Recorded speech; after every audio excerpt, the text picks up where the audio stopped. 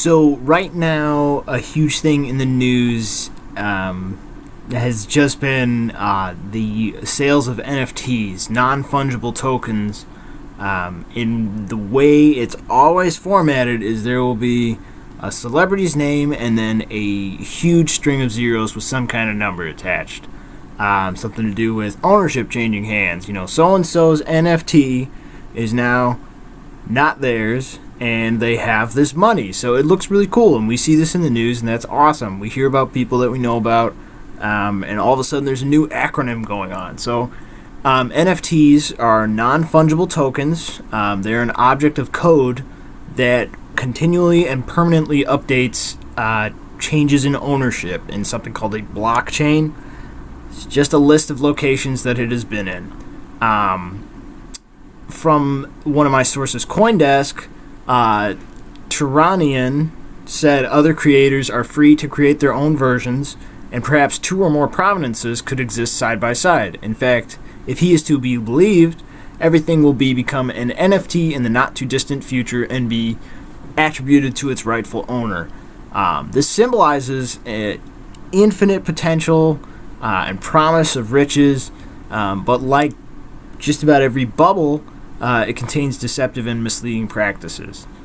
So the problem is that NFTs are a new market. There is a new symbolic product that exists, basically similar to the idea of a loan, things like that. Artists and investors are just like enraptured by the large-scale sums that are attached to these things, and basically what seems like a simple little, money printer. I have a quote from this individual. It says, "It leaves questions about authorship, authenticity, and who could claim sole rights and profits over images that had previously belonged to the world."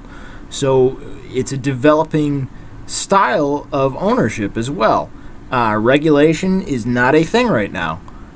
You could have a picture of an article about an NFT and mint the image data of somebody else's NFT and say that image data is your sole proprietorship. If you mint it, cost can be somewhere from $70 to $100 each. You suddenly have a thing that is a mirror image or a complete duplication of something with extra data, but you can hawk it. You can sell that without owing royalties of any sorts. It's interesting, and it's a new product that has just kind of developed out of thin air because it's intellectual properties. So again, regulation is not a thing. The market is gaining incredible amounts of momentum, and instead of using that as an indicator that the market would be hugely problematic, basically people are being very greedy, and the things that are happening from the proliferation of NFT culture are not just small, they're not just money oriented. And if they only affected the NFT consumers and producers, there wouldn't be such a large issue. But it's a problem that it kind of is similar to dumping. It's an environmental thing, surprisingly enough, and the ethical practices are not real to anyone yet because there's no real punishments. So the causes of these problems with NFTs, these basically items of nothing that are given huge amounts of value, very similar to blood diamonds. Ownership of work is questionable, and the NFT companies have an in-house certification staff. So why would they not certify someone who's going to give them money? Of course, reputation is a big thing. Ethics, integrity. I can't think of a single artist that would say no to thousands of dollars in the face of a little questionable leapfrogging of the honor system. So I have another quote from the foundation CEO Kayvon Turanian again. This work does not require context. This work does require context. It's not just the blockchain. You can't just upload an image to a blockchain and have it have value. There has to be the context of the creator. That's why we have a curatorial staff on team who actually interacts with artists.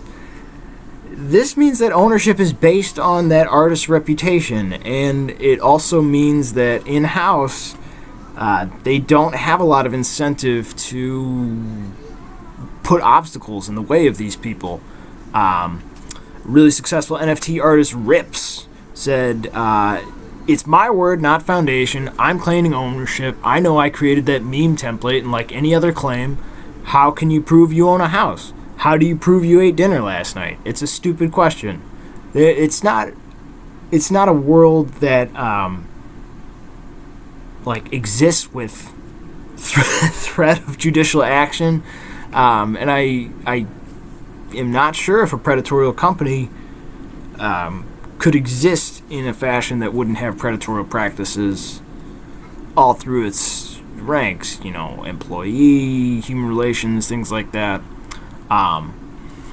Another quote from Gizmodo saying that digital representations of other work is acceptable. Ownership is a race or auction. The transactions on Ethereum are undergirded by computers around the world racing to solve a puzzle, a process known as proof of work. The computer that completes the task first wins, and they make the most money, and then the other, 99% of the things that are working on that are just pollution footprints. So, it becomes worth it to people that use energy in places with cheap pollutive energy sources. China's Inner Mongolia has a huge problem with this. They still allow coal burning in a large-scale way. So the best way for these people to flip energy is to start minting stuff just by using more power strips. It's incredible. There are some very, very healthy solutions that are kind of being developed. I think that celebrities are starting to become embarrassed. Because initially, why say no to the price tag? So-and-so is associated with such and such price tag. This gives them a lot of extra leverage anytime that they're thinking about the next contract, what their family will be investing with.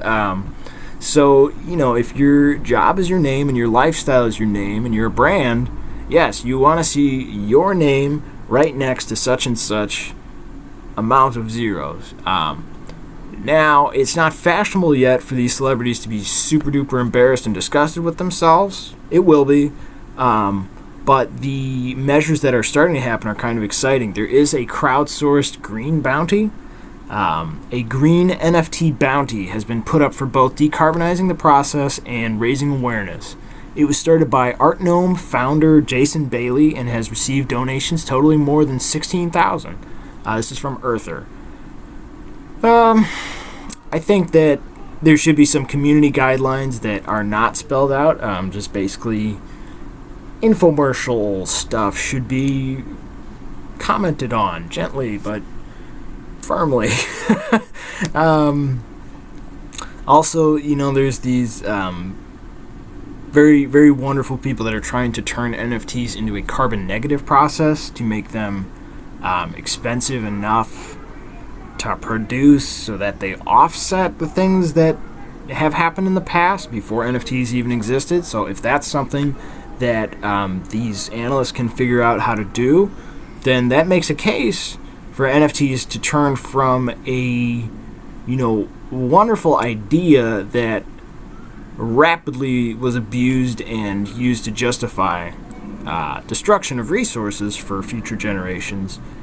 It would be wonderful for that to convert into a sustaining energy thing. Like if art actually convinced people to make repairs, that would be astounding. That would be an economical first.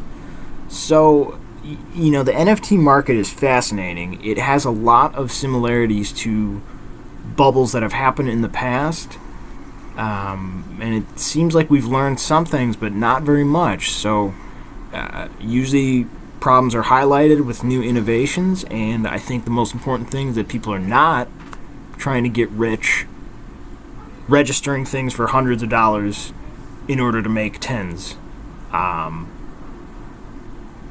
It's a shame that so many people are willing to gamble, on a livelihood based on false information that companies are going to proliferate. An NFT producer or giant is making their bread off of these questionable practices, these server farms and energy consumers. So they're not going to worry about it until it's fashionable, and when they can, it'll be a better story for them to have changed their image and, worked it around. But they'll have the resources to do so because of the abuse that is occurring right now. So yes, I do believe that artists should sell digital work for intellectual purposes, but the NFTs categorically are a bad system, and they encourage people to abuse things and destroy the environment. That's it. No more NFTs, please.